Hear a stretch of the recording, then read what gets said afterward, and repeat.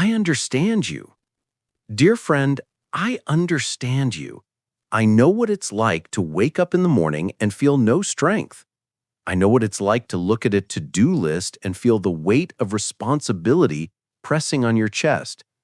I know that feeling when a job that once brought you joy has turned into an endless grind and you're just slogging away. I know that apathy, that constant fatigue, that emptiness inside. If these words resonate with you, it means you're not alone. What you're feeling is not laziness or weakness. It's a signal from your body and mind that it's time to stop, reevaluate your approach to life and work, and learn how to replenish your resources. It's a sign that you're experiencing professional burnout. This book is your guide on the path to recovery. It doesn't promise instant miracles, but it will give you practical tools and clear strategies that will help you regain energy, joy, and meaning in your life. Shall we begin? Part 1. Symptoms you can't ignore. Burnout is a condition that develops gradually, and we often don't notice it until it completely overwhelms us.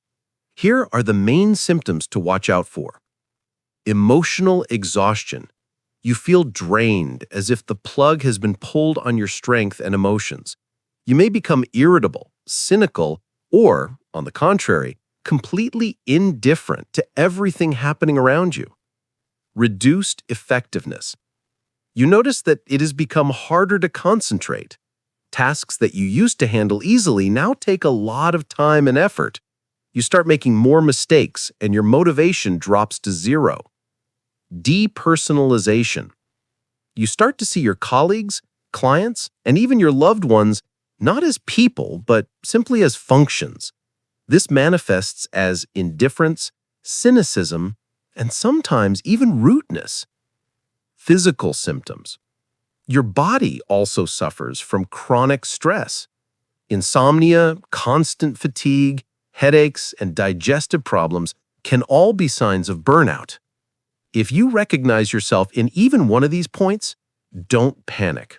It's not a sentence. It's just the starting point on your path to recovery. Part 2. Recovery strategies. Managing energy and time. To overcome burnout, you need to work on two fronts. Learn to manage your time so you don't get overloaded, and learn to manage your energy so you always have resources for life and work. Time management.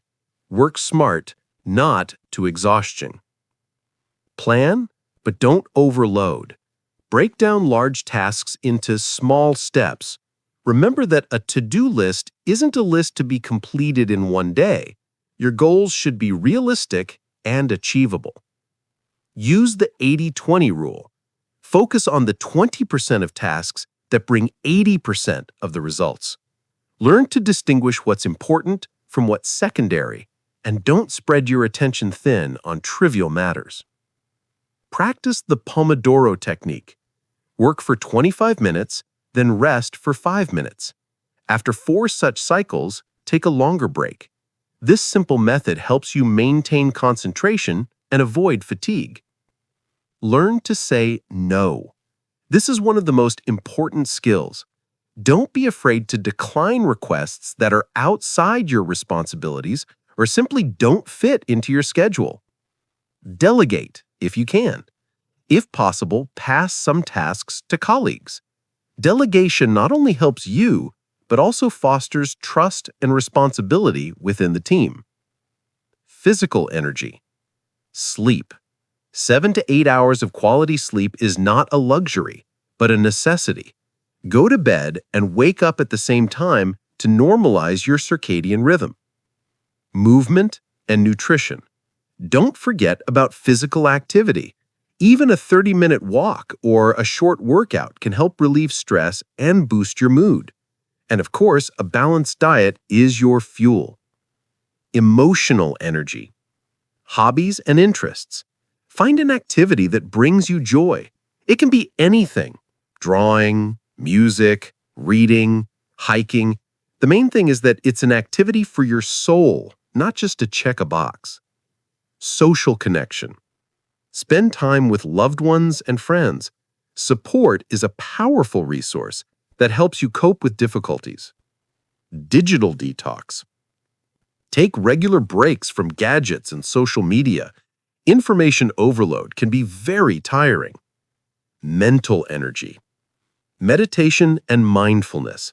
Try meditating for at least 10 to 15 minutes a day. It helps calm the mind, relieve anxiety, and learn to be here and now. Seek professional help.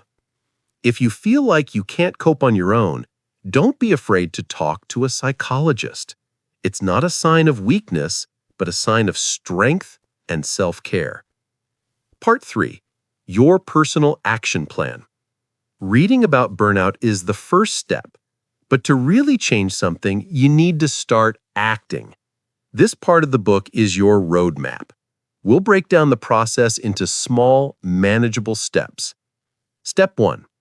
Audit your current state. Before moving forward, you need to understand where you are. Assess your time. For 1 week, become a detective of your own time. Write down how you spend your time each hour, not just on work, but on commuting, household chores, and social media. At the end of the week, analyze which activities are truly important and which are just time eaters.